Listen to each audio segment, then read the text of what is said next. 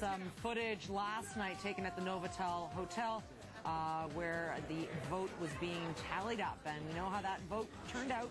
The union has rejected the university's offer, and the York University strike continues. Let's get back to the phones. Stefania is on the line. Hi, Stefania. Hi. Hi. What are you thinking about this, and how are you feeling now? Well, as a student, I just feel that it's completely disgusting that we're stuck at home and there's absolutely nothing that we can do. Like, I don't understand why the two parties can't come to a decision, and, you know, if they care about the students as much as they say they do, then we would have been back in school the first week after the strike had come. And now, you know, it's dragging into, well, it's going to be 3 months soon. What do you do all day? It's disgusting. It's sad that we're stuck at home and there's nothing. We have absolutely no say in anything. And as a student, I can say that I'm embarrassed that I go to York University. Oh, yeah. And this is a problem, Catherine, that we've seen already with the high school applications for York. They're already down 15%. We don't know how many more of those students will choose not to go to York, even if they get accepted. This is not good for the university's reputation, is it, Peter? It's terrible for the university's reputation. It is the only university in the province at this point that has sustained a lesser number of applications on a percentage basis than it did last year. So most applications in universities are up. They're up, and they're up across the province, with the exception of York, because people are saying, hey, what am I going to go there for? Especially if this union pulls the same nonsense in 2010, which is a distinct possibility, because you've got half of the universities in the province where there are CUPE union locals operating, with concurrently expiring contracts, and that's the alternate agenda. Okay, so Tyler, there's people who say you're shooting yourself in the foot here, because even when you get back to work, there may be layoffs because there's just not going to be the students there for you to teach. Well, I mean, first of all, I think Peter's wrong to call it nonsense to fight for a fair collective agreement.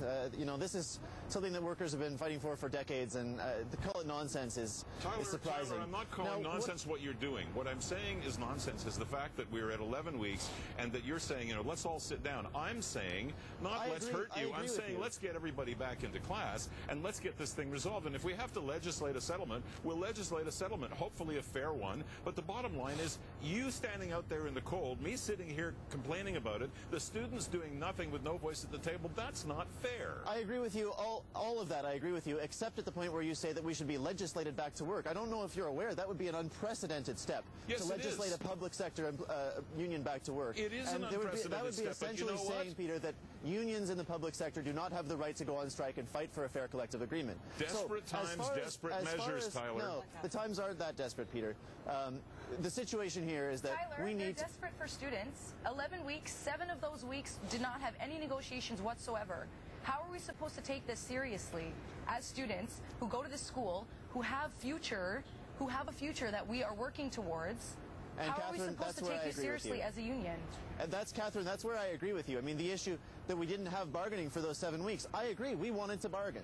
Now, the situation here is that we've had this vote, the university put forward an offer, our members very clearly said this is not the offer that addresses our concerns. All right, let's go to another caller. Tyler, we've got Justine on the line. Hi, Justine. Hi. Hi. What do you say to Tyler and our panel here? Okay, well, first of all, I've been keeping track of this, and Tyler, I know I agree with what you're doing. Like, I understand that you asked for this before the year had even started. No one took you seriously, and it was bound to happen this way. Like, students, I do agree that students' interests aren't being met, though. I do know that, and, like, it's absolutely ridiculous. I do agree.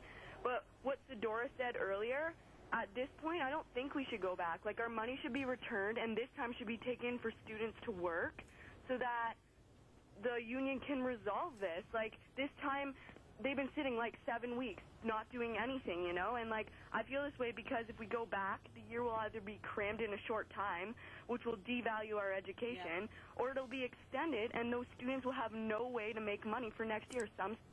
Okay, all right. Sorry, we had to cut you off there, Justine. We have to check the final results of our daily phone poll. The question was today, should striking York University employees be legislated back to work?